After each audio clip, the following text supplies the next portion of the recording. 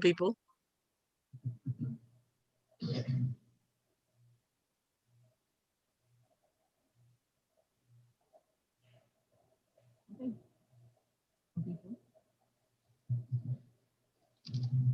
Okay, we're live.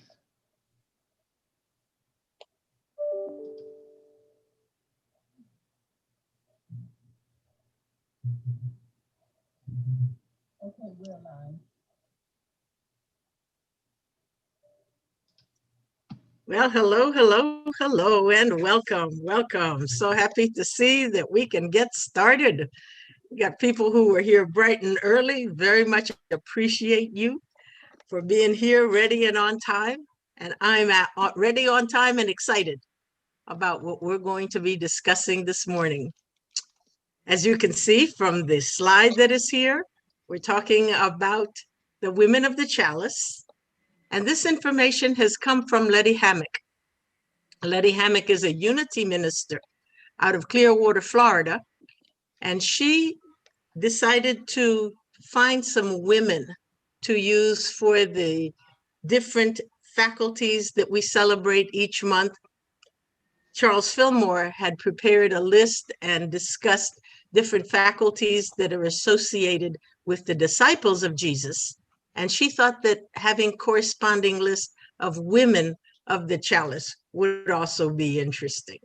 So what you're seeing on the screen is the book that Letty Hammock wrote about the women of the Chalice, the 12 women, and the explanations of the information on them. And then on the right is a CD that has meditations and again, some information about the various women, the faculties, and how they can really be important and enhance our lives. Since we're discussing women, I thought I would start with this somewhat provocative information. This is from the Gospel of Thomas. It is not a canonical gospel. It is one of those gospels that was found later on. And instead of having the life of Jesus and information on his various activities, healings, miracles, so forth, the Gospel of Thomas are mostly sayings of things that Jesus had talked about to his disciples. And as I said, this one is a little provocative. It reads, it is saying 1:14, Simon Peter said to them, Mary should leave us because women aren't worthy of life. Jesus said, look, am I to make her a man so that she too may become a living spirit? She's equal to you men because every woman who makes herself manly will enter the kingdom of heaven. What that's about, hey, I don't see anything that I want to really explain about this now because it is a slightly different topic, but it does give us the tenor of some of the thinking that goes along at the gospel times. No metaphysical explanation for this that I'm going to try to deal with right now. So today, the title is Women of the Chalice. These are Bible heroines that help to reveal our spiritual qualities. This is part 2, because there is one person for each month of the year. There are 12 women of the Chalice. So in May, I discussed 6 of them, and today this is part 2. The other 6 will fit here. If you didn't see the other part and you're interested, it's on YouTube, so you can catch it there. My objectives today are very similar to what they were for last time. I want to discuss the women who were chosen for each of the monthly faculties. Some of the women have very little information that is available, but what is available either in the Bible or from other sources, some of which are more folktale than history. But whatever information we have, I want to be able to discuss that. The second point is to examine the definitions and explanations of the faculties themselves.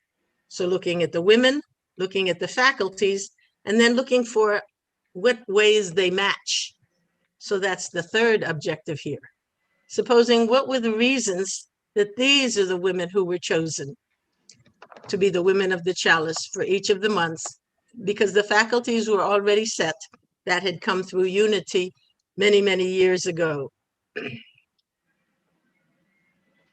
When we think about women in the Bible, we know that they are often marginalized. Women were not considered very high status in the cultures in which the Bible was written. Many of the women are not even given names.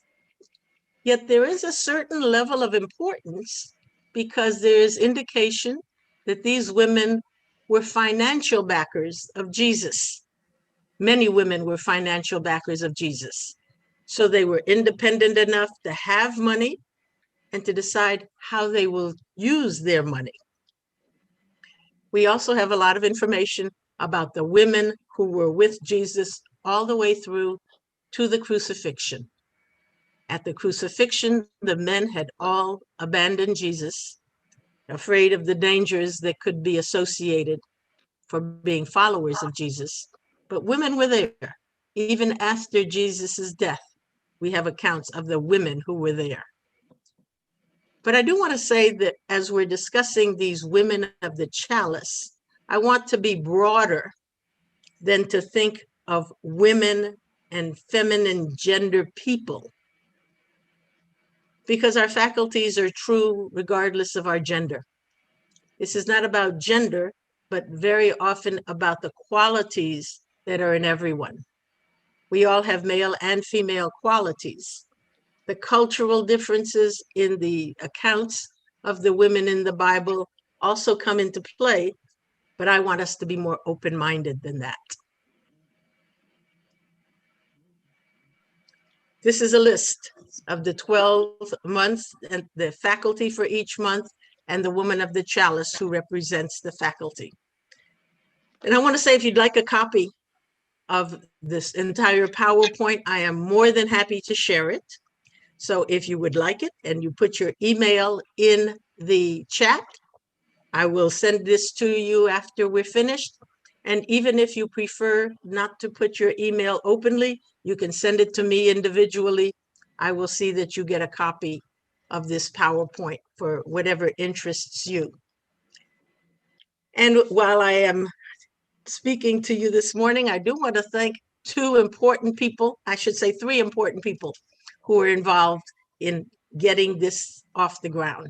Althea Whittingham, of course, at UTC has made sure that the Zoom is working. She's put together the Facebook and the YouTube links. And you know, sometimes the technology goes a little wacko, but Althea has helped to make sure this happens. And online with me, 2 great assistants who've been helping me to figure out what's going on and to stay on track. Both are UTC people, Reggie Wilson, who is here checking the chat, checking the waiting room, and Guylaine Kraft, helping in whatever comes along. So any information that you want to say or you want to put in the chat, they will make sure that I see it if I'm not paying very much attention, because I can't really see what's going on in the chat and manipulate what's going on with the slides at the same time. The women of the chalice. 12 women were chosen, and the women who were chosen fit one of these 3 categories. First, there are those who are part of Jesus's genealogy. They're in Jesus's genealogy in the Gospel of Matthew. And the women who are there are in chapter 1 of Matthew, Tamar, who we discussed last time as a woman of the chalice. We will discuss today Rahab and Ruth, the one who Matthew mentions as the wife of Uriah, another indication of the status of women. He doesn't even give her her own name, but we do know that that is Bathsheba.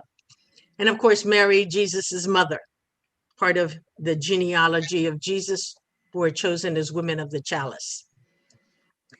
Other women who are part of this group are relatives of the disciples of Jesus.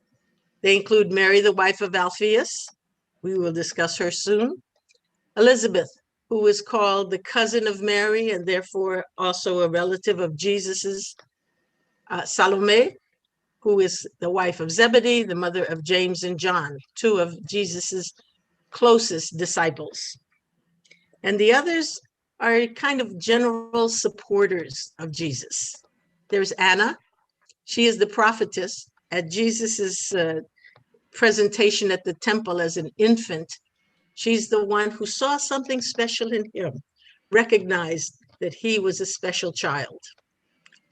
Other women who supported Jesus financially and by following him, Mary Magdalene, of whom there were lots of things going on, of course, that we have heard all through history, some accurate, some a little doubtful, and Mary and Martha of Bethany, who are the first ones that we will discuss as we begin to delve into the topic for today. So last time I discussed the women for January through June. So today I start with the woman of the chalice for the month of July. The month of July is the month that represents understanding. The woman of the chalice is Mary of Bethany. The disciple who represents understanding is Thomas, and the color is gold. So Mary of Bethany, one of the women who is a supporter of Jesus, and even there's indication that they're very good friends. She's called Mary of Bethany. On this map, you can see a little bit about the familiar places that are biblical and familiar for those who have read the Bible and heard different parts of the stories in the Bible. Bethany literally means house of figs, whatever that tells you. Metaphysically, Bethany means afflictions, distress, depression. And Bethany is the location where Jesus raised Lazarus from the dead. And the metaphysical understanding of that is being raised from the dead. It is an overcoming of the sorrow and the lamentation that Bethany represents. You can see circled on the map, Jerusalem and Bethany are very close together. Said that they're only about 2 miles apart. So it was very easy to travel from one to the other. Even many of us who don't do a whole lot of physical exercise, walking 2 miles would not be really very difficult. For people of that day, that was a very common kind of short trip to make. Bethany is also where it is said that John the Baptist began some of his teachings and baptisms.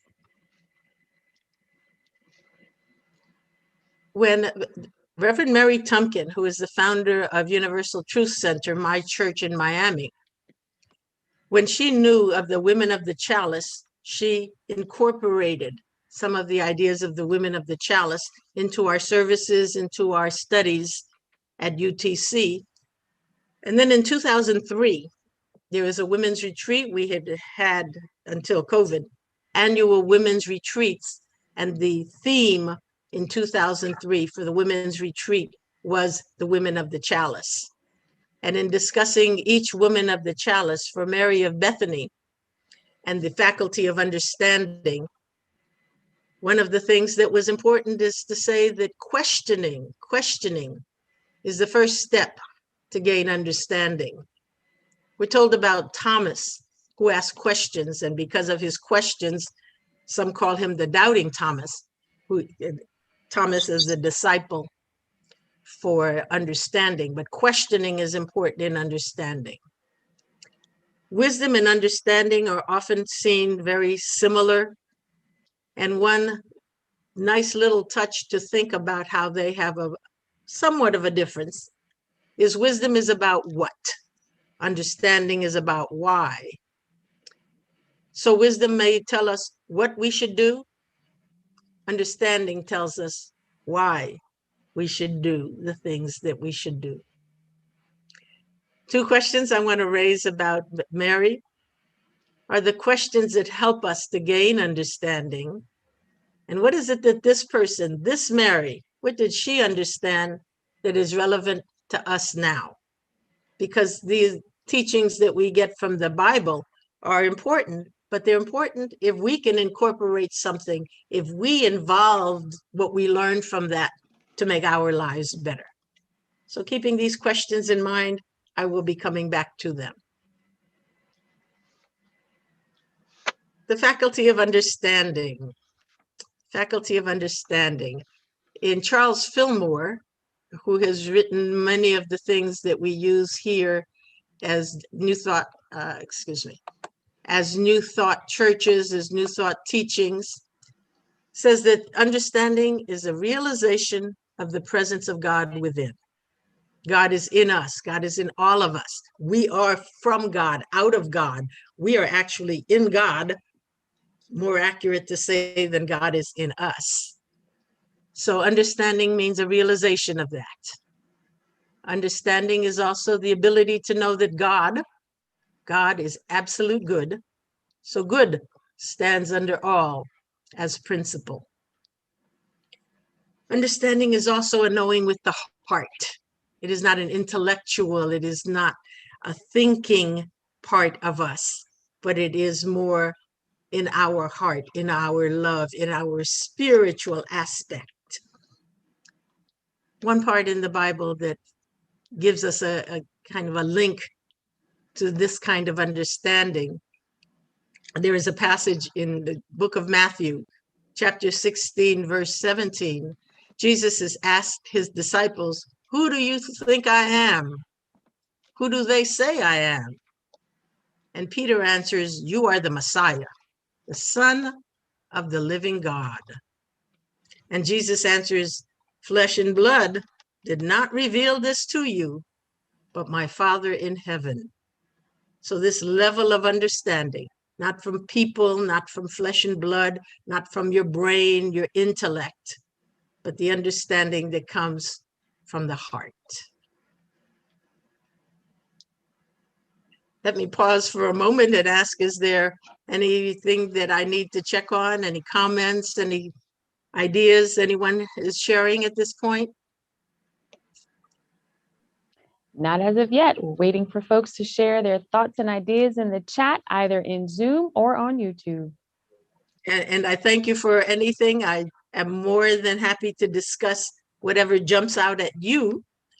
I will present the information, but I really think that an exchange, an interactive exchange, is perfectly fine and really more enriching for all of us who are here. Yanick, this is Carolyn. Hello, my friend. Good morning. Tell the Bible scripture, Matthew again. 16:17. 16:17. Thank you. Where Jesus says, "Flesh and blood has not revealed this to you, but my Father in heaven." Yes. And did I understand you to say that Mary of Bethany was considered a close friend of Jesus? Yes, yes. And again, that's kind of an interpretation of the scripture, but I'm going to show you a little bit more, and maybe you will have the same conclusion, or you may see it a little differently. Okay, thanks. Thank you. I definitely believe that we are, as New Thought Christians, more than welcome to make our own interpretations, because if it's not important in your life, it really doesn't matter very much. Oh, that's very true. Yeah. Most of the information we have about Mary of Bethany in the Bible comes from the Gospel of John. There's a little bit otherwise, but the Gospel of John has the most thorough information. Jesus was told that Lazarus, who is called a close friend, was very sick. And he didn't do it. Jesus didn't do anything. He stayed where he was. And later he comes to Bethany. And Mary says to him, "Lord, if you had been here, my brother would not have died." So we see already a connection. She's got this belief that Jesus could have done something. She's familiar with the healings and the other activities of Jesus. The other part where we hear more details about Mary in the Gospel of John, it says Mary took a pound of costly perfume, anointed Jesus's feet, and wiped them with her hair. If she's got costly perfume, you know, this is a woman who got something going on in her finances.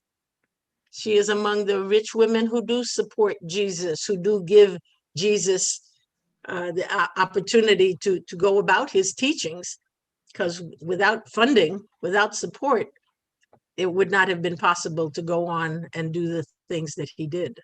So again, the interpretation, the inference here is that Mary comes from money. And it is no indication that she is married. If anything, she's talking about Lazarus, who is her brother. We're going to see Martha of Bethany, her sister, in a moment. So it must be some family money that is there. And by the way, just to connect this to what we do know from the Bible, this is a story about Mary of Bethany. There are similar stories that are often told where they are associated about the perfume and the washing of the feet for Mary Magdalene. This story about washing of the feet is in all four Gospels, but in Matthew, Mark, and John, the association is that this happened in Bethany, and there's a connection to Lazarus, who is her brother. So maybe in the Gospel of Luke, it could have been Mary Magdalene, but in the other Gospels, it's pretty clearly Mary of Bethany that this happened to. Using the Metaphysical Bible Dictionary, Mary of Bethany, and I would have to say that there's a lot of information about all of these women, all of these faculties. So I just pulled a few key ones, but others may be more important for different reasons. But in trying to find a connection to the faculties that we're discussing, I've only limited myself to a few of the things that are there. So the metaphysical ideas behind Mary of Bethany is that she represents the devotional or the spiritual side of the soul. And she shows love's willingness to serve a person. And she does her love or shows her love by touching, by doing something on a physical level for Jesus. Again, something that makes you think she must be a pretty good friend. Mary and Martha, of course, sisters closely associated. So in discussing Mary of Bethany in the Bible, her sister is mentioned, and Martha complained about her sister. Mary sat at the Lord's feet. She's with Jesus. After perfuming and wiping off his feet, she sits and listens to what Jesus is saying, so she's not doing any work. Martha complains. Jesus says, Mary has chosen what is better. And I think this is significant in the culture there, even more than perhaps in our modern cultures, because neglecting housework, not being there to provide physical hospitality was important. But Jesus still says, Mary has chosen what is better, sort of turning aside the cultural aspects of it and looking at the spiritual aspects of it. One more thing I will say about spiritual understanding is that we can look for steps to enhance our spiritual understanding. First, you have to decide. A passage that talks about deciding to turn to spiritual understanding comes from the story of the prodigal son. He got the money from his father. He went out and did his extravagant, wild living. And then he runs out of money and things, the economy goes bad. And he's feeding the pigs. And he says, he makes the decision that he does not have to live like this. So he says, I will set out and go back to my father. So first decide to turn to spiritual understanding. Then turning our thoughts from external things to the spiritual, which is what Mary did. She is turned from the hospitality and the providing food and providing for the guests, but listening to Jesus, being on the spiritual side. That is the choice that Mary made. And also in our steps to spiritual understanding, to seek the Holy Spirit, because the Holy Spirit is the source of understanding. Recognize that we must listen we must allow the Holy Spirit to speak to us, to reveal to us things in our lives. And now I turn to August. August is the month for the faculty of will. And having discussed Mary of Bethany, now this is for Martha of Bethany. The disciple that represents will is Matthew, and the color for the month of August and the faculty of will is gray. Metaphysically, the will is the idea that divine mind urges us to an action for a specific end. This is not about something that is random, doing things in a haphazard way, but with the will, we choose, we determine a specific action, an idea from divine mind that takes us to what we are to do. Will is also called the ability to accept or reject. Make a decision, you hear something, you read something, you used to do something. Now you will say, do I choose to continue or do I change, go a new way? The will is the directive power that determines character formation. As we make choices, as we are conscious about what we are doing, as we are consistent in the kinds of choices that we make, we shape our character. We shape our character by what is done on an ongoing basis, not just one time. And also we know that we have free will. We can choose, we can reject, because we have the freedom to act in the way that we determine. And we know some of the times that freedom is used well, and some of the times, not so great. In New Thought, we often look at the difference between being willing and being willful. And I thought this little way of seeing how sometimes it can help to give us some direction. Willfulness is trying to control what you cannot change. And willingness is recognizing reality and responding appropriately. And reality is what is permanent. It is not just something that is factual for the moment. It is not about the appearances, but being willing to go toward what is the reality, what is the truth, what is the permanent, what is of God. Martha represents the faculty of will. And we see Martha in the Bible, continuing some of the information from the story about Mary. When Martha and Mary had informed Jesus that Lazarus was sick, Jesus did not come immediately. But when Jesus does come, the passage in the Bible says, Martha heard that Jesus was coming. She went and met him while Mary stayed at home. I think this is important for us because we recognize, of course, both of them are grieving in their own way. And we really do grieve in different ways. We act in different ways. Our will is not right or wrong because it does what others do. It is what is for us to do. After that, Martha speaks to Jesus. She says that Lazarus has died, and Jesus says to her, your brother will rise again. She responds, I know that he will rise again in the resurrection on the last day. This is an indication to us that she knew the teachings. She had faith. Some of the teachings are from the Hebrew scriptures, but some of them are also from Jesus.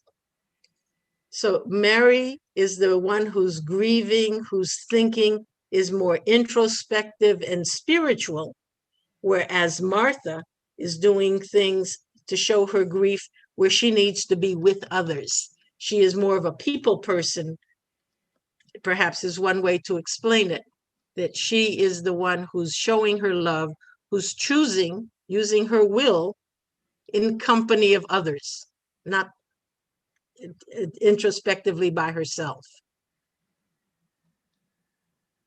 Things that we know about Martha of Bethany. She seems to be the mistress of the family. She's the one in charge.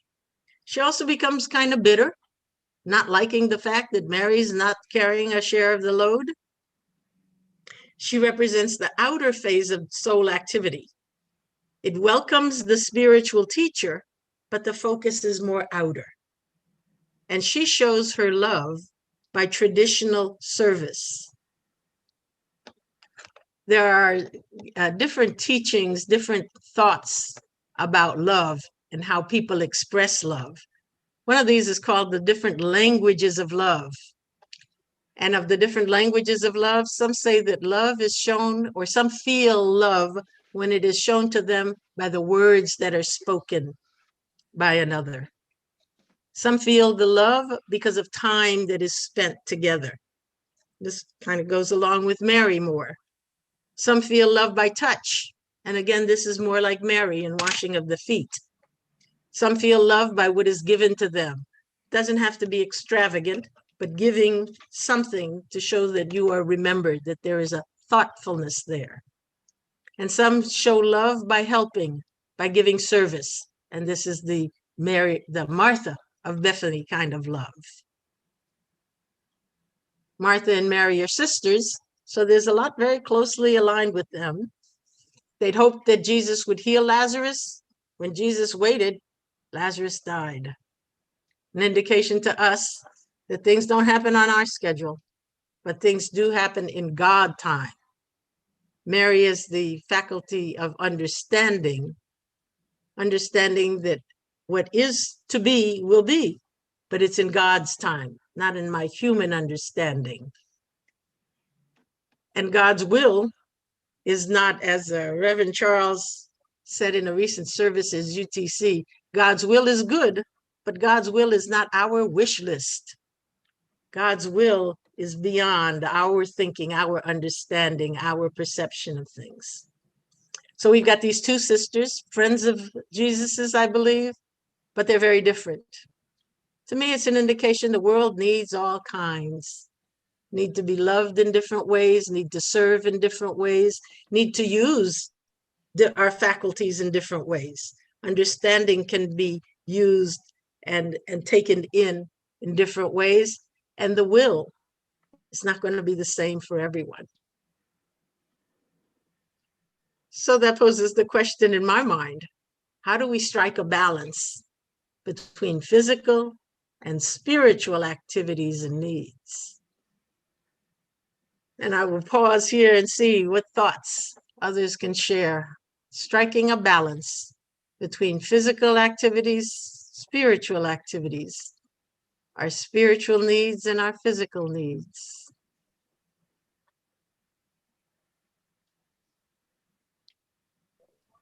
Both of them are important, but there needs to be a balance. Just giving folks an opportunity to either share their thoughts in the chat or join you verbally in the Zoom space and the chat from YouTube. Yes, yes. If you want to write it in the chat. On YouTube, we're not able to hear you. And I think we're on Facebook also. Not sure how that got itself lined up in the technology, but certainly want other thinking. My thinking, I've been looking at this for a while. I was very interested in the women of the Chalice and wanted to see what I could learn more from them. And again, to apply to our lives, things that are important that I can use, what I can do to make my life better. And of course, if I'm making my life better, I also have the responsibility to do work in the world to make things better for others.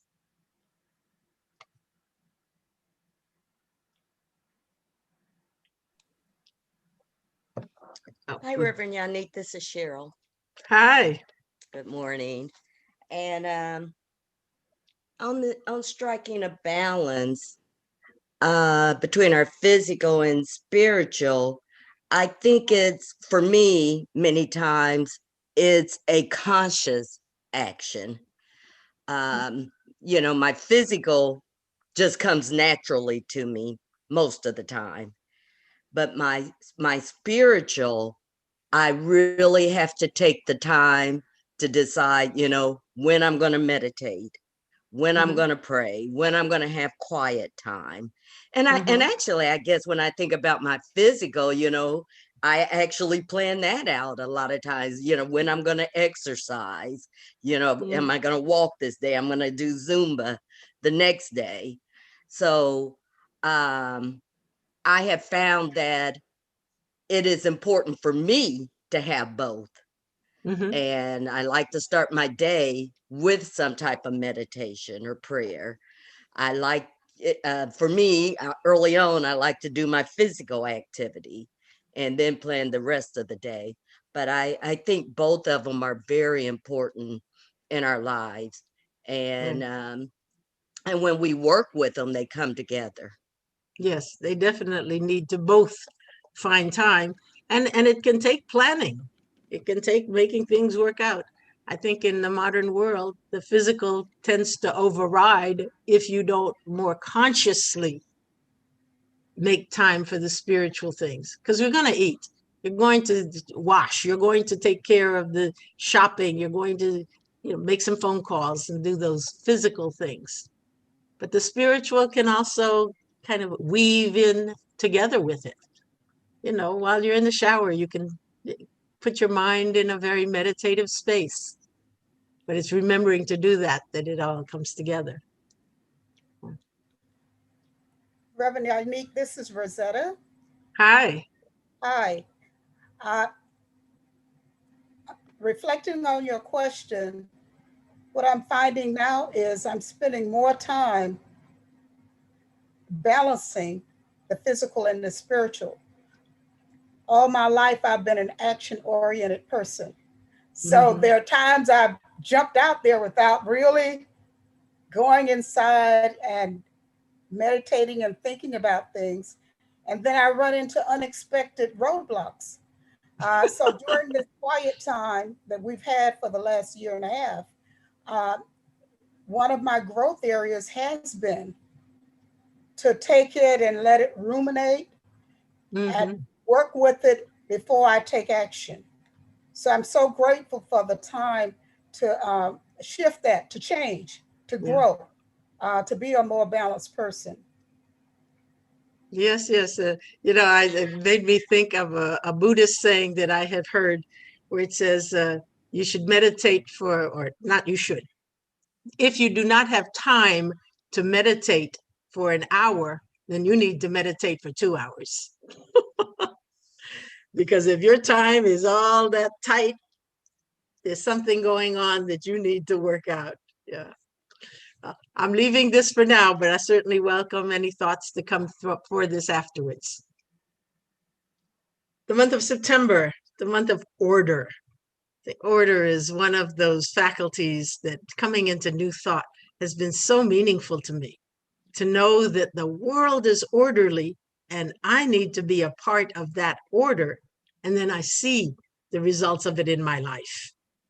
So order for the month of September, the woman of the Chalice, Mary, the wife of Alphaeus. The disciple that represents order is her son, James, the son of Alphaeus, and the color is dark green. So this Mary is a relative of a disciple of Jesus, not directly in Jesus's line. And this Mary also doesn't have a whole lot of information that we've got about her.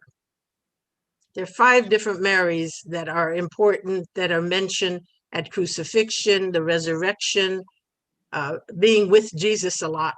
And sometimes it's not too clear who's who. This Mary has one of those kind of confusion about who's who. She is called the wife of Alphaeus, but this same Alphaeus is also supposed to be the same person as Clopas, or he could also be called Cleophas.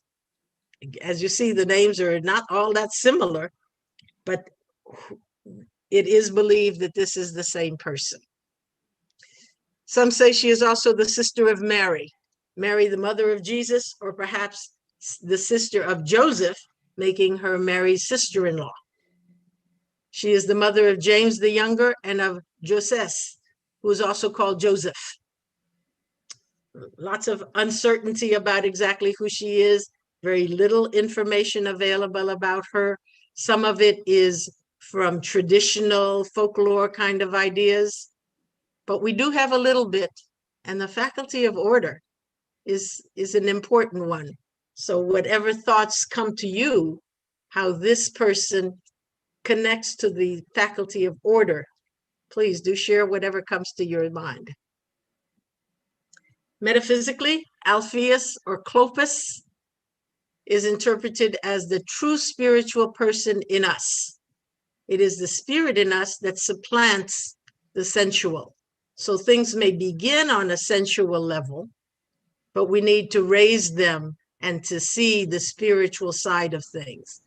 And this sensual part is not only a feminine quality, but it is the quality that is in all of us, male or female.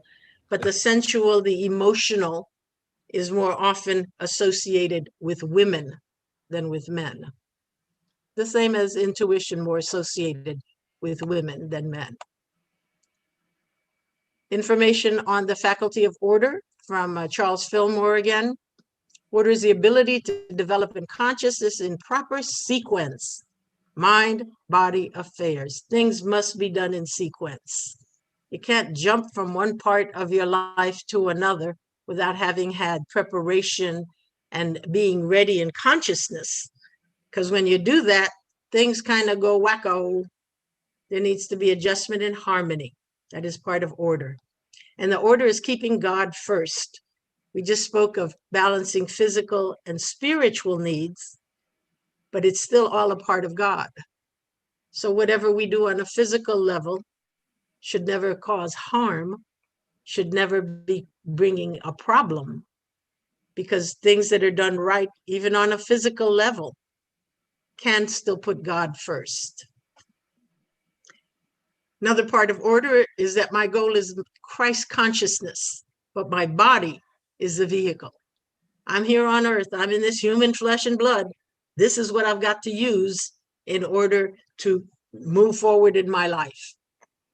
My body is necessary for me. My body is what I got to use. I can't skip that. In teaching in New Thought and UFBL, one of the things that we put great emphasis on is the circle. And this circle has so much to help us keep our lives straight. And I really like this one. I have borrowed this from Tanisha Ferguson Rowan because she has detail here that is so clear. And it works with the faculty of order and integrating Mary of Alpheus into this. Our teaching is that that we are threefold beings: spirit, soul, and body. In the spiritual part of us, called the I am, or the Christ, which is the God idea, whatever is going to come to us comes from the spiritual into our soul, our entire mind, and it goes to our superconscious phase of mind. This is where we are aware of truth. This is the receptacle of divine ideas. When something has come to our superconscious phase of mind, then we take it to the conscious phase where we deal with it. We go through a thinking process and we decide to follow this superconscious or to go out to race consciousness, what we've heard, what is tradition, what people say, what's going on in the physical, in the five senses. But it is pivotal. We can use the superconscious spiritual side, or we can accept the race conscious. Our thinking faculty then chooses to accept or to reject. Whatever it has chosen goes into the subconscious phase of mind, which records our thoughts, our beliefs, our attitudes, and what we have in our subconscious phase of mind will play out in our body, our physical body, our arms and legs and so forth, but in our entire life, our affair, and our world. I see this order present in Mary of Alpheus because she received the teaching from the superconscious phase of mind. She accepts it. She accepts it because she is with Jesus. She is following Jesus. And then in the subconscious phase of mind, as her part of her belief system, then it plays out in her body. She stays with Jesus, even through the crucifixion and even after he has died. She is present in some of the Gospels at the tomb of Jesus. This circle makes so many things clear in life that it has become one of the most useful tools that I could imagine that New Thought has taught us. So Mary of Alphaeus in the Bible, there's very little information that we have, but the passages are from the Gospel of Mark, where it speaks of her. It says, women looking from a distance, among them were Mary Magdalene, Mary, the mother of James the younger, and Joseph. This is Mary of Alphaeus. These follow him and provided for him. Again, women with financial, with substance that they can provide in a physical way.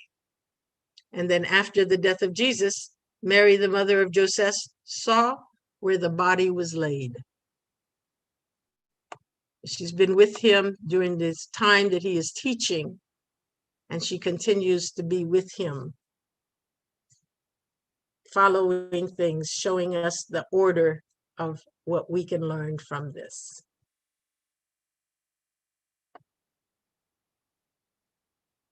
I'm pausing a moment. Anyone have a contribution, a comment? I will go on.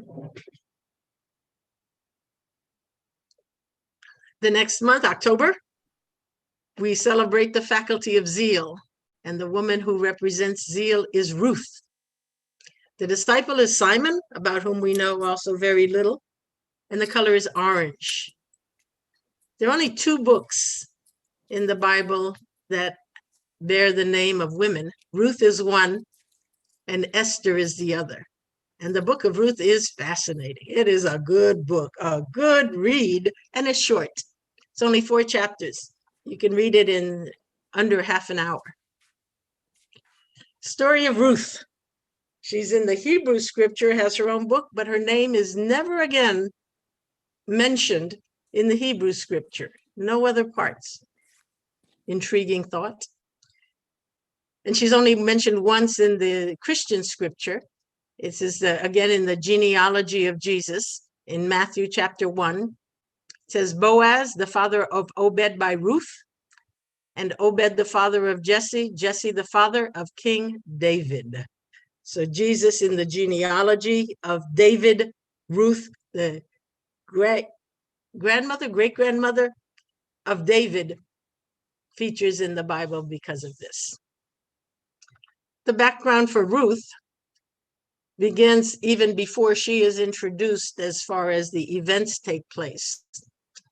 Naomi, who is her mother-in-law, had come from Bethlehem when there was a famine in the land. Naomi, her husband, and 2 sons made this trip from Bethlehem in Judah to Moab. They go there because there is a famine. They want to provide so that they can survive. They spend a number of years there, an indeterminate number of years, but long enough that Naomi has married her sons, or her sons have married women from Moab. And after they had married, Naomi's husband dies. The 2 sons of Naomi also die. And one of those sons had been married to Ruth. An interesting background about the people of Moab, the Moabites, they didn't get along with the Jews. The Jews actually despised them. They are said to be descendants of Lot. The story of Lot with the fire and brimstone, the destruction of Sodom and Gomorrah, is where the understanding of the Moabites comes from. After Sodom and Gomorrah are destroyed, Lot and his 2 daughters escape and are living in a cave. They believe that they are the last humans on earth, and the 2 daughters speak to each other and say they need to perpetuate the human race. So since they believe they are the last people on earth, they, as females, to perpetuate the human race, must be impregnated by their father, Lot. So they get him drunk, And this is a theme that will kind of be important possibly in the story of Ruth. Lot becomes drunk, he impregnates his daughters, and the eldest daughter is the ancestor of the Moabites. So Naomi has gone with her family to Moab. They live in Moab for years.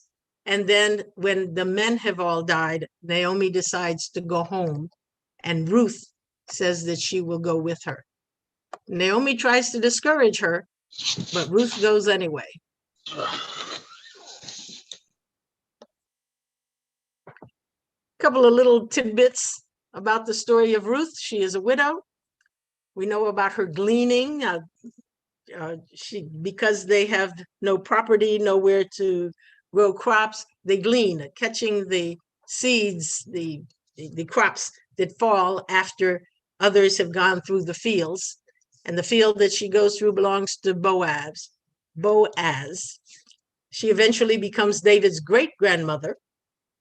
Ruth is an important character to symbolize love for us, love, unselfishness, and loyalty, very important faculties of love. But this is love raised to a divine level. As I've spoken of the things that are culturally mentioned in the Bible, the high praise given about Ruth is that Naomi is told, your daughter-in-law is better to you than 7 sons. High praise indeed. Metaphysically, some of the information about Ruth and Zeal. Ruth means female friend, desirable, beautiful. And zeal, according to Charles Fillmore, is love raised to a divine level by the willingness to go where true love leads. The true love, spiritual love, divine love, love that is not about self and concern for self, but love that is broader about others. And Fillmore even says that zeal is the force that causes the winds, the tides, the storms, the urge behind all things. Zeal is also called enthusiasm. And for me, zeal has all these E words: enthusiasm, eagerness, energy, excitement, exuberance, electrifying. Even saying those words, you kind of feel the zeal is stirring up, and there's an excitement about all of that. And this diagram that I got online has some of the same ideas. Zeal, enthusiasm, some of the words that are there: eagerness, inspiration, enjoyment, excitement, ardor. We have the faculty of zeal. We can be zealous. We can feel that energy. We can feel that joy. It is part of our spiritual nature. It is something that we can call on and bring up, whatever the circumstances are. Ruth goes through some difficult circumstances, but she maintains this kind of inspiration and enthusiasm. And part of what we learn from this is, as we maintain that, life brings us more and more about which to be joyful, to be enthusiastic, to be positive in our thinking. The themes of the book of Ruth are kindness and love. Ruth is kind to Naomi. Boaz is kind in protecting both Ruth and Naomi. Her loyalty is going to be rewarded. And the book is also said to be emphasizing acceptance of all people. Ruth is from Moab, and the Jews do not accept the Moabites, but she's in the genealogy of Jesus. She comes to fulfill, even for the Jews, she is an ancestor of David, the most important of the Jewish kings. Ruth says to Naomi, your people shall be my people, and your God, my God. Very close to the idea that is in Paul, where he says, in Christ, there is no Jew or Greek. There is no slave or free. There is no male or female. And I could not resist bringing some of the other thoughts about the story of Ruth. In the 3rd chapter of Ruth, Naomi says to Ruth, I must find a home for you. Ruth has followed her, has helped provide for her, but she feels responsible to make sure that Ruth has a future that will be pretty good. Since she's been gleaning in the fields that belong to Boaz, she tells her, Boaz will be winnowing barley. Wash, put on perfume, dress in your best clothes. Don't let him know you are there until he has finished eating and drinking. Note the place where he is lying. Go uncover his feet, lie down. He will tell you what to do. Now, some say that there's some sexual innuendo there. I just tell the story at this point and leave whatever you feel is there. But zeal is certainly present, because the follow-up that comes after this is Boaz says he wants to marry Ruth. He has to sort of make a bargain with another relative who has a closer relationship for marrying her, but this other guy chooses not to marry Ruth. They marry, and again, the fulfillment of what is good for Ruth is that she is the ancestor of David. David is the ancestor of Jesus. So for the Judeo-Christian beliefs, both of these descendants of Ruth are extremely important. And Ruth is kind of a quiet zeal. Zeal does not have to be always an exuberance that is outward, but it could be a quiet loyalty, a quiet energy, a quiet kind of fulfillment of the love principle.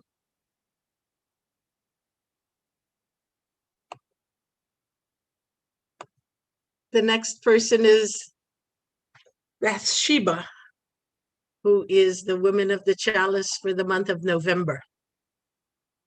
The faculty that is for the month of November is termed renunciation, elimination, purification, release. All of these are used by different people or in different ways. And in the story of Bathsheba, sometimes one really seems to apply particularly to one aspect of Bathsheba, and then another one may apply.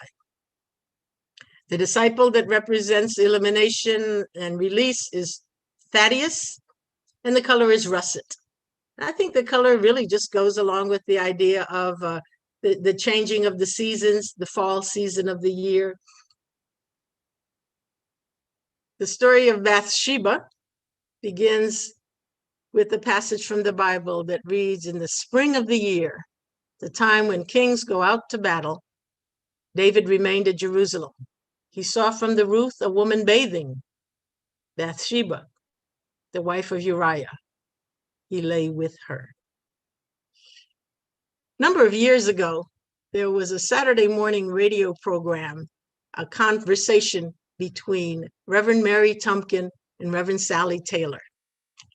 Fantastic, interesting conversations that took place between them as they examined passages of the Bible. And one passage they discussed that I remember very clearly is this one. Important in here is the fact that in the spring of the year, the time when kings go out to battle, David didn't go. David is home. David is not doing what kings are supposed to do in the spring of the year. When you're not doing what you're supposed to be doing, things are going to shift. David sees Bathsheba, he asks, and he is told she is the wife of Uriah. But he calls for her and he lays with her.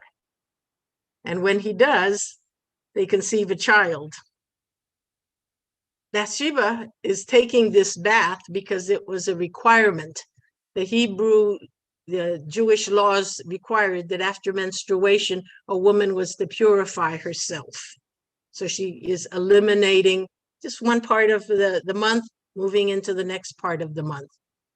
So she is bathing as she should be doing, as she needs to do to follow the law. But then elimination comes into her life. She becomes a widow because Uriah is about to die. She carries this child that she and David conceive, but the child dies.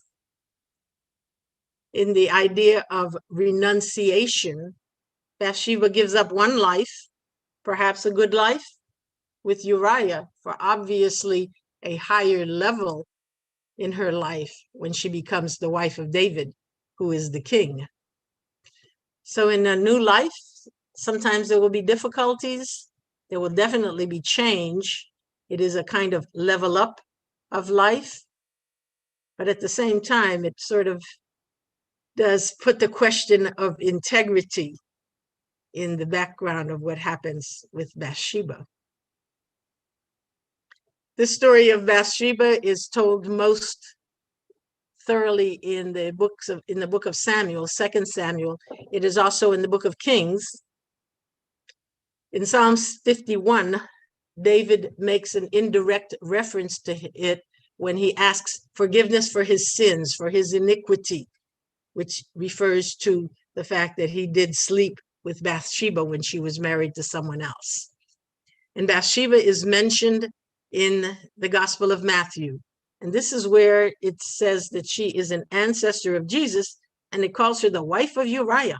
Doesn't give her name, even though Uriah has nothing to do with the genealogy of Jesus, because Bathsheba is an ancestor of Jesus because of the child that she and David will conceive. The first child they conceive dies, but then they become parents of Solomon, and Solomon is the ancestor of Jesus.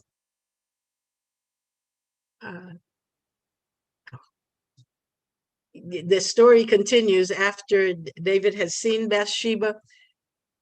He kind of multiplies the wrong that he has done, knowing that she is another man's wife. He then says that to try to absolve himself of the fathering of this child, he sends for Uriah. Uriah it was the time of the year when there was war. Uriah is on the battlefront.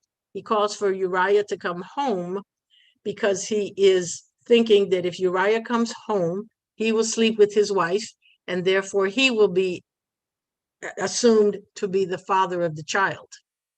Uriah, however, refuses to sleep with his wife. He says, the men are in battle, the men are not at home enjoying time with their family. So he refuses to sleep with his wife. Because of this, then David again multiplies the wrong that is happening by commanding that Uriah be put in the front line of the battle, and put in the front line, and others kind of abandon him in the front so that he will definitely be killed. Uriah is killed. David marries Bathsheba. That child dies, but then they do have Solomon as the next child. So these elimination, these different phases of life that change from one phase to another. Other interpretation of Bathsheba, again, because so often women are seen in a negative light, she is called by some the temptress, the seductress, said she is an exhibitionist, an adulteress. She is an adulteress.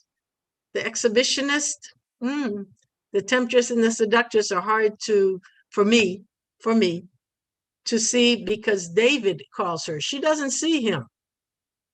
It's also said she's a pushy woman, because she does ask David to make Solomon their son as king. He has plenty of other sons, and Solomon's not even the oldest, but that wasn't necessary in their culture. The faculty of renunciation or elimination or purification or release, all of them being the same. It is our ability to say no to negative thoughts, negative feelings, negative beliefs that we have. And in order to release these things, we've got to work within, eliminate error in our thinking before there is an elimination in what happens in our lives. Part of release is also forgiveness. Forgiveness of others, forgiveness of ourselves. We do believe that God forgave David because David is seen as the ultimate in the glory days of Israel. He's called the apple of God's eye. And their son Solomon becomes king. So it seems that this human transgression is allowed to be released after they repent. David repents in what he says in Psalms. So we must forgive. Perhaps Bathsheba has given up something good for something better in becoming the wife of David and after Uriah's death. Release is also let go, let God. It's not always easy to see what we have to let go, what we have to persist in, but we do need to receive an understanding of how we are to lead our lives and to be God guided in our lives. In the women's retreat, and again, I thank Reggie for having found her materials from the women's retreat and made them available to me. Bathsheba is the spirit of release. You've got to release old patterns if you want a better life. Also said in there is, as we let go of the past, we accept the wonderful life that God has for us. We're told in one of Paul's letters that eye has not seen, ear has not heard, nor has the mind conceived the fantastic things God has prepared for us.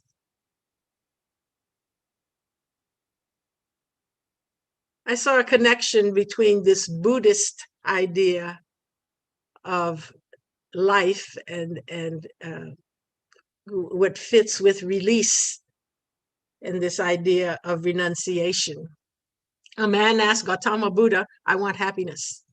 Buddha said, first remove I, that is ego. Then he remove want, that is desire. Now all you're left with is happiness. Not I want happiness, but happiness. It is there. It is available. It is our divine right to give up the ego, give up desire, and you make yourself a whole lot happier by releasing that kind of thing in life. Not easy, obviously not easy. And as I move toward the last part here, come to the month of December. December. The faculty is life, and the woman of the chalice is Rahab. The disciple that represents life is Judas, and the color that we use representing life is the color red. The story of Rahab.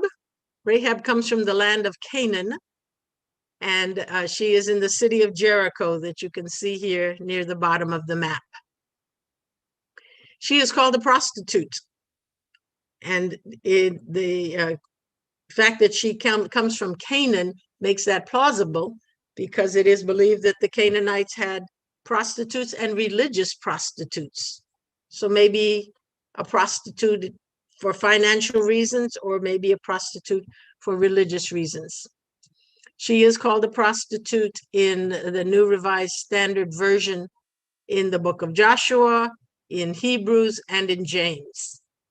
In some other translations, they remove the connotation or the word itself, prostitute, and say she was an innkeeper. And being an innkeeper also seems to be true in the other parts of Rahab's life. So whether she is one, she is both, whatever. We know that Rahab committed treason. I'll go into that part of the story in a moment. Rahab tells us that in the information that is in the passages in the book of Joshua, Rahab says that she knows things that have happened to these Jews. As an innkeeper, travelers are coming through. People are bringing news of places they've been, things that have been going on. And as they discuss the things that have been going on, she hears about the Hebrews, that they left slavery that had been taking place in Egypt. As they escape, they are able to cross the Red Sea because God parts the Red Sea. The people walk through, everything is fine, they are okay. But when the Egyptians try to follow them, the water comes back and the chariot wheels get stuck in the gunk of the sand and the mud and the water that comes back into the Red Sea. She knows from the people who are traveling, from other information that she has received, that as they are going toward the promised land, the Hebrews are victorious. They defeat one group after another group after another group. In the story of Rahab, we see love of family, which is important because that is one of the faculties that we do believe is strongest in our lives. Family is important. She is praised for her faith in whatever she has learned, whatever she has received, to believe that God wants her to do this. Even though she does not believe in the God of the Hebrews, she is of a totally different group. And we have her here as a woman of the Chalice because she becomes an ancestor of Jesus. According to the Christian Bible, according to the Christian scriptures, according to the Christian scriptures, she marries, I'm not remembering his name. It starts with an S. Excuse me, I did not write this part down. And she becomes an ancestor of Jesus, which is traced down in the Gospel of Matthew, the first chapter of Matthew. However, in Jewish traditions, in the Midrash, it says she becomes the wife of Joshua, which would not have put her as an ancestor of Jesus. So a difference there in the way things are interpreted. The Judeo-Christian doesn't quite match up anymore in these two. Story of Rahab begins in Joshua, the second chapter of Joshua. Joshua sends spies out to Jericho. They are on their quests to move to the Holy Land, to capture the places that are in the way. So Joshua sends 2 spies to Jericho, and they come to Jericho, and Rahab is the innkeeper, so they go to Rahab and tell her that what they want to take over. And she believes that they should be able to do this. She says, I know the Lord has given you the land, this land, all the land, including Jericho. The Lord dried up the Red Sea. She knows what they did to the Amorites, how the Amorites were defeated. She said, our hearts melted, showing that they feel the fear in the approaching of the Israelites here. But as things are going to happen, she asked them, deal kindly with my family. So then what is agreed upon is that she will tie a crimson cord to her window. And when the Jews come, the Jews, the Hebrews, the Israelites, I'm using them interchangeably. There are minor differences at different times, but they are the same group of people. Tie the crimson cord to her window, and when they come, they will know that this is where she lives. She and her family will be saved, and others will be defeated. The symbolism of the crimson cord also, because the crimson, the red, is also what was put at the doorway when the Jews were escaping Egypt. And this was how the angel of death knew to skip over the homes of the Jewish people when the firstborn was killed in all of the other households. So shortly after that, things happen as they have agreed.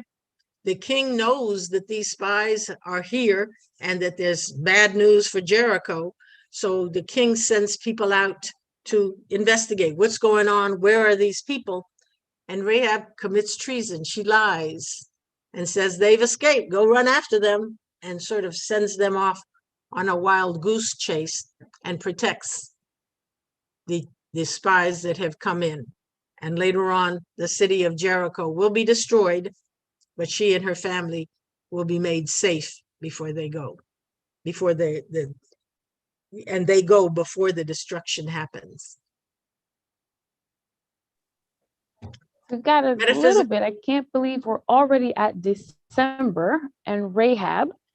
We did have an answer to your mind blip, which was we believe that Rahab married Salmon of the tribe of Judah. Thank you. Is that the S you were trying to think of? And That's the she's yes. also known as the mother of Boaz. Uh-huh. And you Through mentioned a Solomon, religious she would have been the prostitute. mother of Boaz. Yeah. Uh-huh. Yep. That was the blip. Thank you. And you mentioned a religious prostitute, and many of us know what I suppose, ordinary prostitute is. Is there some other distinction as it pertains to a religious prostitute?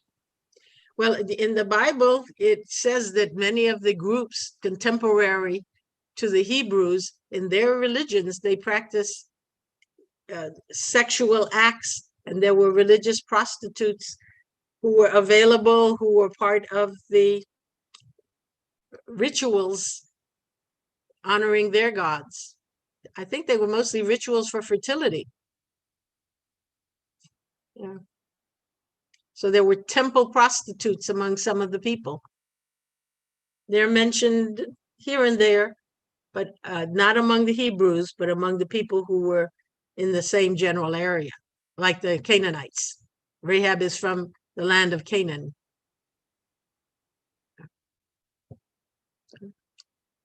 Metaphysically, Rahab is interpreted as large, as freedom. And she does exhibit freedom in that she has her own business. She is not with her family. So as a woman of her time, she is much freer than other women. She fits more the contemporary idea of a woman having choices, because many women did not see choices in their lives then. Of course, some still see few today, but much more restricted thousands of years ago. The metaphysical interpretation of Rahab is natural love, with faith centered on spiritual things. The natural love fits with the idea of prostitution, the carnal love, but it has faith on spiritual things because she accepts to now be connected to these new people. And because of her actions, because of her ability to make the bargain with them, she opens the way to the promised land. She makes it easier for them to conquer Jericho. Had she given up the 2 spies to the king's soldiers who came along, things might have turned out very differently. And completing that sentence, she opens the way to the promised land, which we also can see as the kingdom of heaven or spiritual consciousness. Again, using the information in the Bible, not just as things from olden days, but that faith and spiritual things takes us to the kingdom of heaven, that we raise our level of thinking, we raise ourselves from just human level to spiritual consciousness. So Rahab recognized the superiority of spiritual ideas over carnal beliefs. Again, some of the information pulled out of the Metaphysical Bible Dictionary, the information that Charles Fillmore provides. Rahab exhibits some important spiritual gifts. She shows us boldness. She is liberated and unconventional. She lives boldly, telling us that in our life, we need to live boldly if we're going to live fully. Cannot just stick to conventional things. Rahab shows courage, defying the king's orders, taking a risk. She is being harmful to her own people. But, those people, if we consider people in a metaphysical sense, the thoughts that need to be pushed away, the thoughts that need to be defied in order to allow us to move to a better life. She does exhibit love, protecting her family. She is convicted. Her conviction that these Jews are the people who God has ordained, God that she doesn't even know, but she has that conviction and then acts on faith. She acts decisively. She takes the initiative. And she also shows that negotiation is sometimes necessary. Her negotiation with them is kind but firm. She wants herself and her family to be safe, not just to accept, okay, we're gone, we're destroying everything. But she does show a measure of her own independence for this. And one last part about the faculty of life. On the right, I have put what comes from Fillmore. Life is animation, activity, vigor. It is the energy that propels all to action. And from Islam, similar thought about life that we have in New Thought. Life is a journey from Allah to Allah. We have come from God and we go back to God. But what we do in between, the choices that we make, the way we live our life, the ideas that we accept, what we reject, that is all going to determine exactly what happens to us all the way through this journey. And I have now want to really get more information and more thoughts from people who are here. Want to throw out some questions for discussion. First, because we have Women of the Chalice, how does it matter to our faith to celebrate a different woman of the Bible each month? Because the Bible's focus is so often on the male, the masculine energy, the thinking energy, but now we're celebrating a woman, the feminine energy, the love faculty along with that. How does it matter for us as we live and develop and focus on our faith, having a woman, sort of a role model? How does it matter to us? Yeah, putting 3 questions out there, discussing in any order, any thoughts that come up. I had asked about introducing Mary of Bethany. What are the questions that help us when we want to gain understanding? Reverend Mary Tumpkin used to be really big on that. She says, you got to have questions. If you don't have questions, you're just absorbing and you're not really showing that anything is becoming a part of you. Because as you accept something, there are questions that are going to come up, not about everything, but there are questions that are going to come up that help us to strengthen our understanding. So Mary of Bethany, what did Mary of Bethany understand that is relevant to us now? She washed Jesus's feet with costly perfume, dried it with her hair, even though her sister wanted her to help with the housework. Thoughts, unmute yourself or put any ideas in the chat for any of these questions. Reverend Yanick. Yes, ma'am. Yeah, this is Sybil. For the Hi. How you doing? For the first question, I think it's very important that we have the balance that we haven't had in such a, well, I haven't anyway, in such a long time, especially when we talk about our spiritual life. There needs to be the balance. It's important to me. Mm-hmm. Yes, and a woman kind of gives you that balance. Yeah, so that the focus in our spiritual life, because even though we know that these are people who represent different thinking, you know, that masculine image kind of sticks with us in a pretty strong way. So it helps us to put things in a new perspective, shift a little bit. Mm-hmm. Good thought. We had a comment from Mary Smith York on YouTube a little bit earlier, where she was agreeing with Cheryl's comment. And I'll take a gander and say that she's also agreeing with Sybil's comment of the need to attain and maintain balance in our daily lives. And she mentioned she starts each day with meditation and prayer in order to help her attain and maintain that balance. Mm-hmm. And we've got Reggie in the chat who mentions DEI, diversity, equity, and inclusion. It's so nice to see all of God's children included and having prosperous means and from different lands. Yeah, an important thought about diversity is You know, the more diversity there is, it's actually not. I mean, I know people fear diversity in some cultures, and in our culture there are those. But when we have the more diversity we have, the richer things are. The more ideas can percolate, the more there can be improvements because of new kind of thinking. If everybody is thinking the same thing, wants to do things the same way, progress is going to be pretty slow. So the balance, the diversity. Mm-hmm.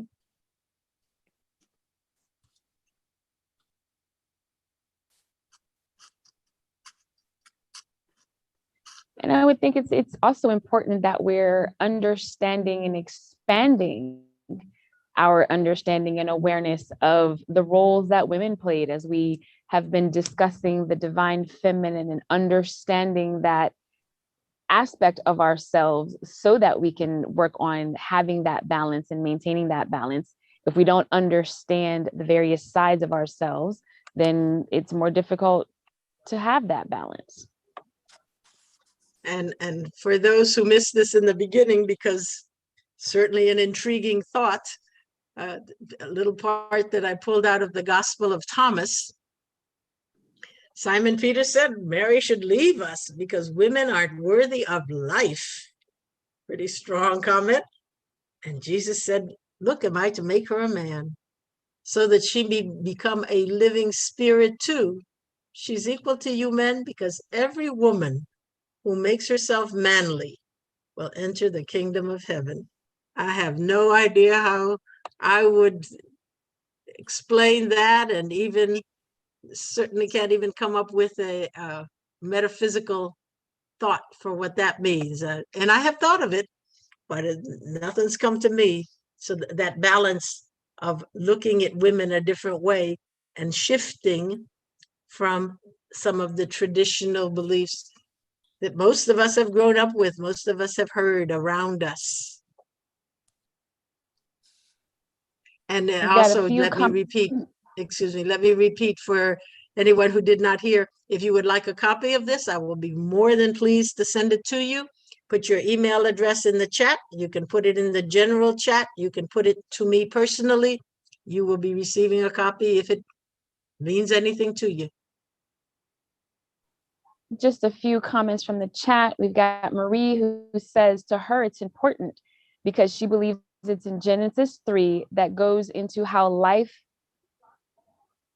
who then be rough for women after Eve's decision. So it's important to our faith and nice to celebrate monthly to show that we can still overcome. I think having a monthly change kind of keeps us from getting stale. You know, kind of introduce something new, and by the time it comes around a year later, we're different. So something new will be possible to get from the information when it comes around again. I think it's important. And she added, hang on a second, Guylaine. Okay. I think it's important, the presentation about the women of the chalice, because again, it reinforces that the feeling nature is just as important as the intellect. And that balance is needed, is for us the demonstration to be made. And on the, I guess on life in general, it's just that men have said, oh, don't be a woman. You're too sensitive. You're too this, you're too emotional. Well, now we're looking at women sitting in the boardroom, thank you, Kamala Harris, and we're able to know that this emotional, should I say, this feeling nature, emotional thing has value as well as the intellect. You know, I even think of like emotional things as coming to tell us something. You know, if you have a problem, a pain in your body, it's a signal something's going on. If something is in your emotions, you need to look at it because it is calling for you to give it the attention because something needs to be adjusted. So emotional counts. It's not just thinking. Yes, but we know in a man's world, to be emotional is something bad, is something weak. It did not signify strength. And I think that this presentation tells us that it's mighty. It is very strong to have emotions. Like you say, it has its place and it's necessary as far as the demonstration is concerned. Very much in agreement. Yes. You know, And it some also, of, oh, go ahead. Go Is that ahead. Glenda? no, Glenda, please, you go ahead. Oh, okay. Good morning. I think that it's really important that we understand the significance and the importance of the female. As you know, early stated with Mary, that the angel came to Mary, the feeling nature, and she was, that all life starts with the female, that, you know, it starts from an emotional basis, and that, you know, women are very, very important at every level of our development, of our increase in awareness, and that each woman of the chalice demonstrates different aspects of us as we grow. And you cannot have just one, like Jackie was saying, there's a balance. You have to have that balance, the feeling nature, the intellect nature. Our body is really is really balanced like that. The front part of us is the emotional, is the feminine, the back is the intellect. And therefore you have, and they meet in the center, the spine. And so you have to have that balance. And each one is very important in our journey up into back to the Father's house. That you cannot have one and you without the other. And it's interesting because this year, doing this year, there has been many programs that has been emphasizing the feminine. You know, we've had it. There's been programs on the Black Madonna. There's been programs on all these, just showing the importance that you couldn't have one without the other. And that I think this is a time when people are coming to understand that, you know, the mother, the feminine carries the baby. The baby comes from the mother's womb. They develop, our whole development is intrauteral, is in the mother. So the mother is not just, you know, like you're a crybaby. The mother is very important. And that's why I think that, you know, the feet, you get grounded, you get understanding, you get grounded in understanding that you are who you are before you start your journey back up. Yes, of course, we must have the male and the female to produce. But then, as you said, the woman is the vessel that carries and feeds internally this birth. And then in most places on earth, the woman is more responsible. In most families, the woman is more responsible. Now, it could be 1090, it could be 4951, but the woman is almost always more responsible for the raising of the children.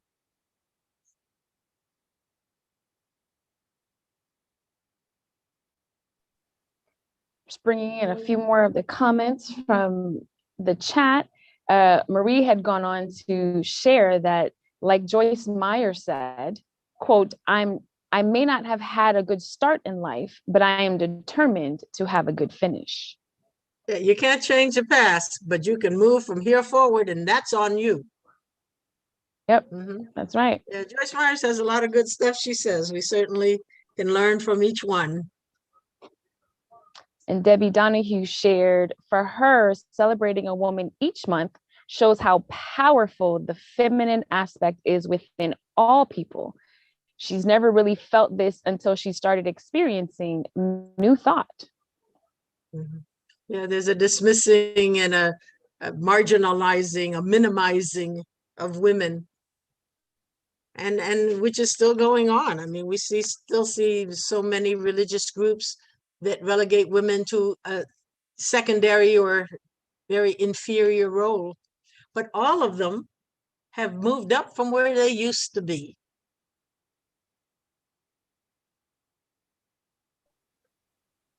And I find it interesting as I reflect on Reverend Jackie's reminder that we must not only be guided by our intellect, but we must make sure that we're including our feeling nature, you know, and just as we have been experiencing this pandemic, if folks weren't tapping into their feeling nature, just how it could be adversely impacting their experiences with the pandemic if they're not releasing, recognizing, attending to what's going on inside them because they're feeling trapped in their homes, feeling trapped in general, and not being able to get out and see family members and hug and touch. If we aren't tapping into our feeling nature, we may be causing ourselves an imbalance that is going to cause experiences that could be quite contrary to what we would like to experience and manifest in our lives. And that goes with the will. This is the situation that is. You can't wish it away. So what do? You have to make a decision. How do you work with yourself when there has been this unexpected change, but that has good in it too? I'm so happy about the people that we've got online right now from different parts of the country. So that there's always something good. Let me put another question here. If you must leave, I certainly accept that, because our time was set to be 11:30, but originally we were going to go to 12. So I'm going to sort of split the difference here. We're putting in another idea to discuss of the women that we have had. Three important ones: Mary Magdalene, Rahab, and Ruth, all represent natural love. In each, that natural love is spiritualized. Mary Magdalene represents the faculty of power, Rahab the faculty of life, Ruth the faculty of zeal. And in all of these, this natural love, there is really only one love, God. So the question, how is love transformative? Because it touches so much in our lives and enhances our lives so much.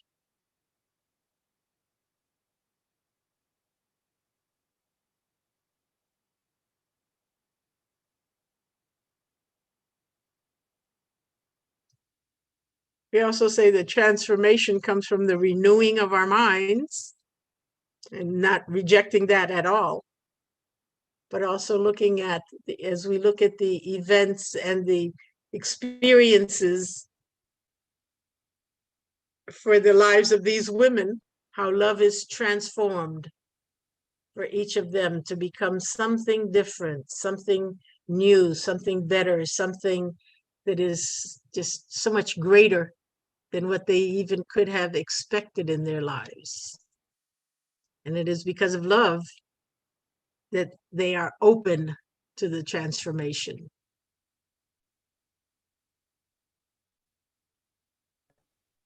We've got Deborah Thomas in the chat who shares, love connects us to the humanity in all people. Mm-hmm. Mm-hmm. Mm-hmm. Yeah. And interesting how love connects us to people that we may not have expected to be connected to. You know, you can feel love for somebody without knowing them. With our technology, sometimes you'll see, you'll hear, you'll read about a person, or read something a person has said, and there's a connection. There is a love that's binding you together from miles and even in time. Yeah, love is that quality that binds us together. It seems like it could also be binding in if on our human level, if our humanness doesn't realize that we love or can love somebody that we may be feeling some anger towards, some less than positive feeling towards, if we turn to love, and part of our conversation with God, part of our communing with God as we're working towards getting to our Christ self, we can send that person love. We can ask for that individual to experience love that perhaps can't come from us just yet, but comes from the universe. Or the Christ in me can send you love that the human me not ready to do, can't quite get there. Yes, and I do recognize we are all one.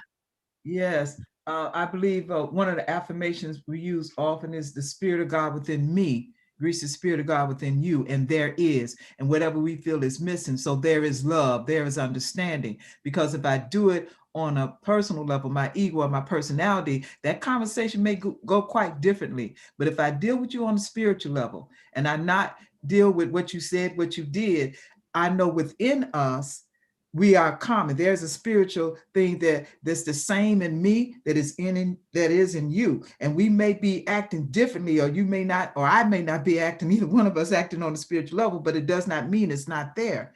And so therefore, when there is a disagreement, and I may not want to say it to you verbally, I know I can go within and say the Spirit of God within me greets the Spirit of God within you, and there is understanding, or there is love, or there is peace, or whatever we feel is missing. And the interpretation of the word namaste is it has that same idea, that the Christ in me greets the Christ in you, recognizing that we are all divine.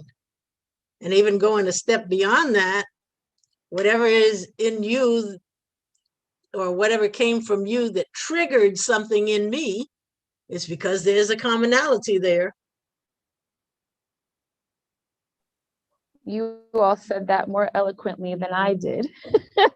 As I felt I was sort of rambling on. So thank you, Reverend Jackie and Reverend Yanick, aka Mom, for translating that for me. And Sybil shared, love in its transforming power also cleanses, heals, and restores. It brings all to us that is needed. Mm-hmm. All that we need. And stuff we don't even know we need. You know, these three women that particularly I focused on in this question, they had no idea at the beginning of their experience what was the potential, what the experiences would bring them.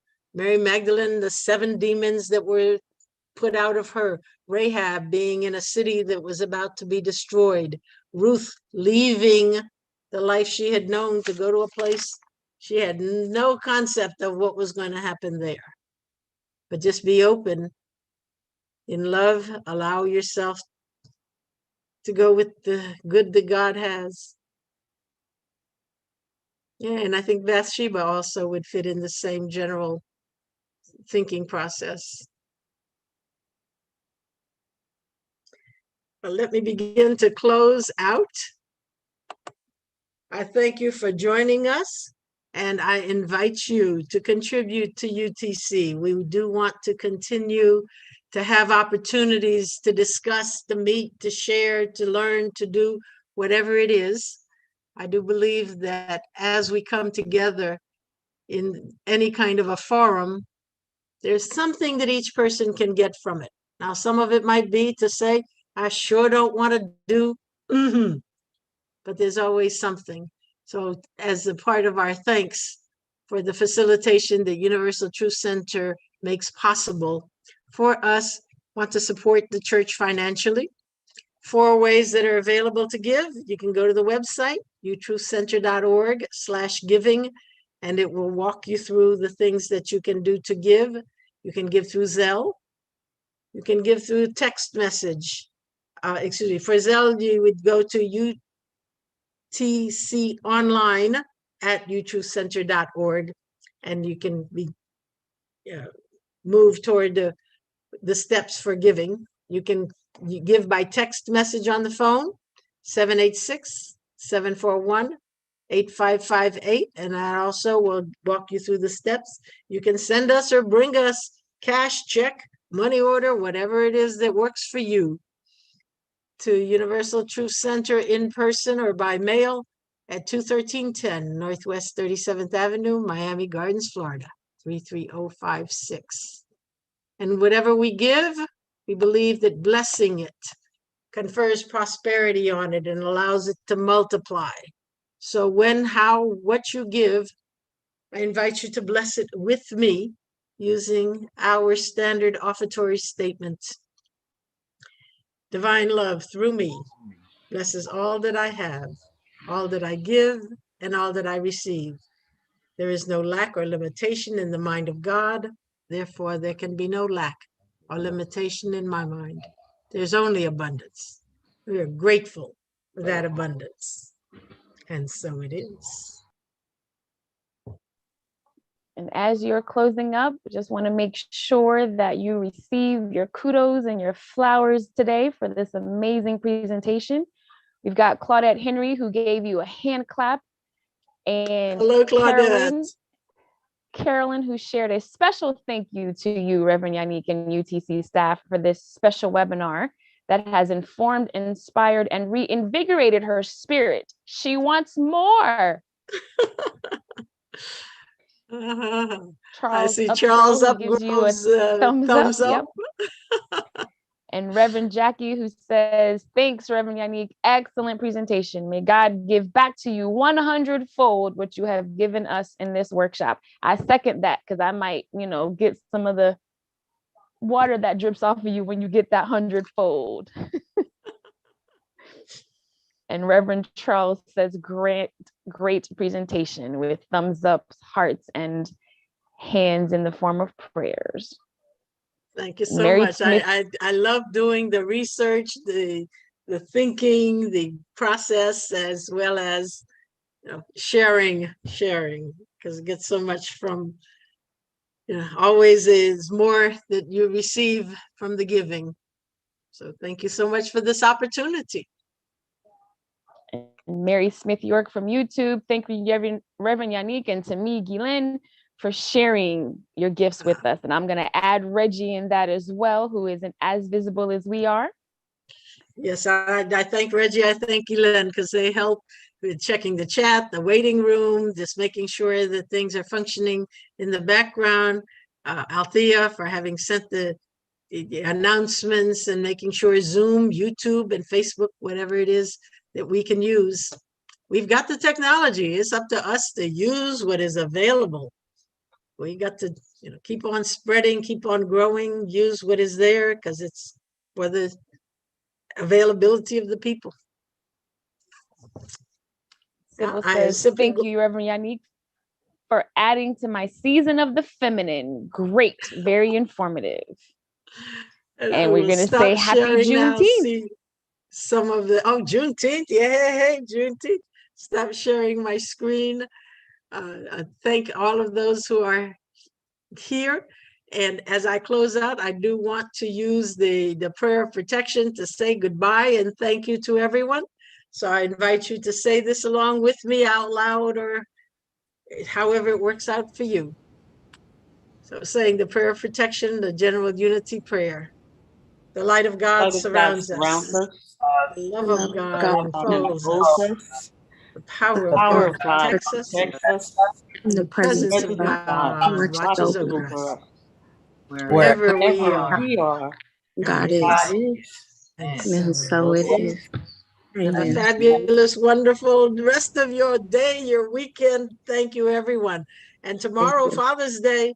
Tomorrow, Father's Day special. Right. Happy Juneteenth. Yes, and happy Juneteenth. Yay. Is that something special or what? Federal holiday. Woo.